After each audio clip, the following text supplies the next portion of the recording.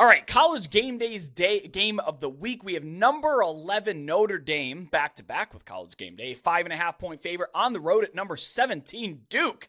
This game has an over-under of 52 points. Kicks off at 7:30 p.m. Eastern on ABC. Now, this is college game day's first ever visit to Duke. It's always exciting when you hear that. Now there's only 6 Power 5 teams left, that being Cal, Illinois, Rutgers, Syracuse, and Virginia. I think the ship has sailed on a couple of those for them to go visit, namely Illinois and Virginia. But hey, Notre Dame, they're coming off that tough loss to Ohio State that kept me up for about, I don't know, I still haven't slept since that game.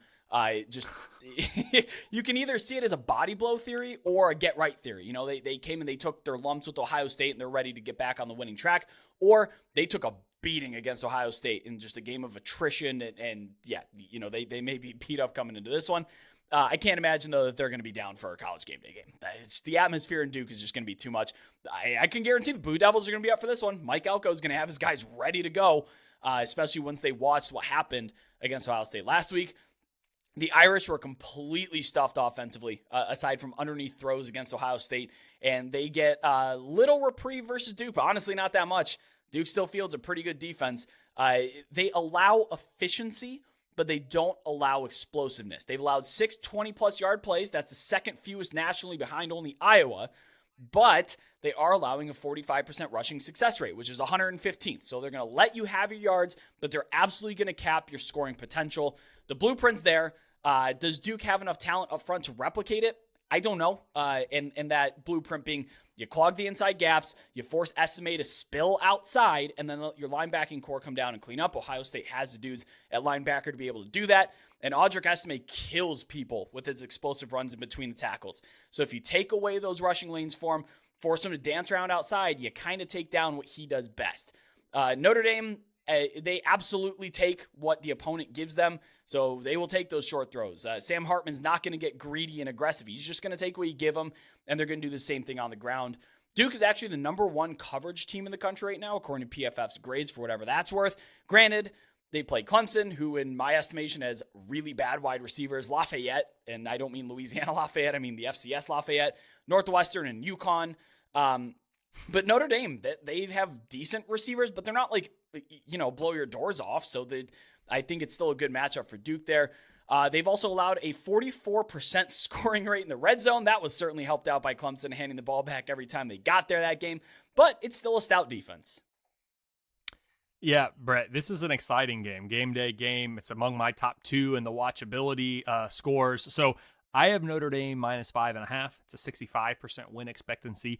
Despite the loss to Ohio State, Notre Dame's power rating improved compared to last week. Again, wins and losses aren't inputs into the power rating. If you over exceed the expectation that the model had for you with regard to your performance in a game, you can move up even in a loss. If you underachieve the model's expectations, like Ohio State did, you can move down in the power rating world even with a win. Most deserving rankings? Absolutely not. Ohio State got a big jump this week because they won the game. Notre Dame took a step back, not a big one, because most teams would be expected to lose to Ohio State even at home. So they took a step back, now falling to number 20 in the most deserving rankings. But power rating wise, the model liked what it saw from Notre Dame and it moved them up. The Irish's power rating is up nearly 4 points since the preseason. Their regular season win total projection has improved as well from 8.7 to 9.3. The defense is number 12. That's really good. But it's the Sam Hartman-led offense that has been much better than expected. They've risen from number 27 in the preseason to now number 10 currently. Notre Dame is favored in each of its remaining games. That includes games against USC, at Clemson, games at the beginning of the year that we really had question marks about. Those are still close spreads, but Notre Dame is currently favored in each of those. 12% chance that the Irish win out by my numbers. It's been a great season for Duke so far. This is 2 years in a row.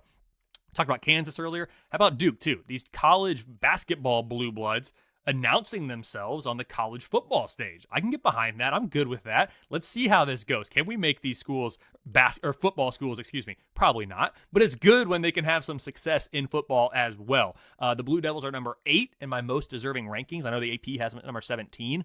I think they have a resume that is deserving of being ranked number 8. By no means are they the 8th best team, but from a resume standpoint, that's where they are. They're the number 12 biggest overachievers for me right now. Their power rating has improved 8.4 points since the preseason. Only Oklahoma and Washington have improved more. So this Duke team is far better than I expected in the preseason. Their regular season win total projection has improved from 5.9 to 8.8. There's a 60% chance that Duke wins 9+ regular season games. I can't overstate just how impressive this is for a Duke program that really until last year, they had some success there under Cutcliffe and were, in the rankings and that stuff, but they are, performing at a very high level now on a consistent basis, something we haven't seen from Duke in a very long time. The offense and defense are both top 25. Duke's overall power rating is up from number 50 in the preseason to number 24 currently. Bottom line, I have Notre Dame -5.5. It's a 35% chance that Duke wins at home and moves to 5-0 on the year. Brett, if we have Kansas and Duke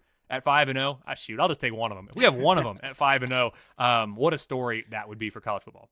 Yeah, and I'm pretty happy with my 50-1 preseason long shot ticket on Duke to win the ACC, especially since Clemson isn't living up to expectations. I mean, they still have to go through Florida State. They still have to go through Miami. North Carolina hasn't let me down yet, and they play Florida State and North Carolina and Louisville.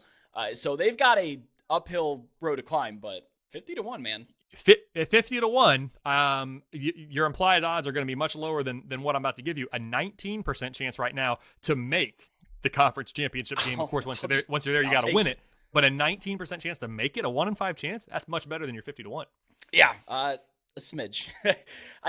You said that your number here is Notre Dame -5.5. That's exactly what the market has it at. And I never know if being exactly on market is a good or bad thing, because on one hand, your power ratings between these two teams are what odds makers agree with. So that means that they're pretty sharp. On the other hand, there's no edge to be had, so it's kind of like, I don't know if I really want to be super on market or close enough to on market. Since this number is dead either way, you still have 4 to go through, and 6 is a semi, it's not 7. I think you can wait on this one. Consider what direction, though, you think that this line is going to move to dictate where you bet. I'm hands off it right now. I think Notre Dame is the better team, but coming off such a physical and emotional game at Ohio State, to go into Durham with the first ever game day in town, that's going to be, I think, a lopsided motivation deal between these two teams. And that's not enough for me to think that I have an edge and go in and bet this. Tough stretch for Notre Dame, though. How about this? Ohio State, then they play at this game, and then at Louisville and USC, back to back to back to back. So the Irish are going to be one tired team by the time that they get finished with Caleb Williams and crew.